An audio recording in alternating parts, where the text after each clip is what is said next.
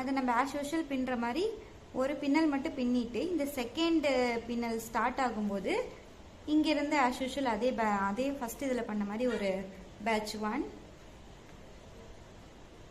Second batch,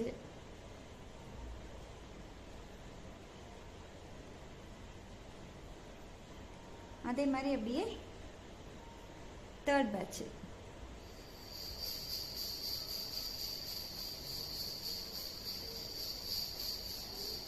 fourth batch மட்டும் எடுத்துட்டு அதுக்கு மேலே நம்ம அப்படியே கண்டினியூவாக வந்து இப்படி பின்னிட்டு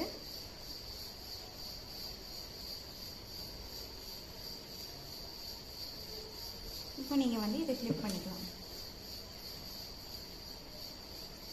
கீழேருந்து மேலே, மேலேருந்து கீழே கிளிப் பண்ணிக்கலாம்.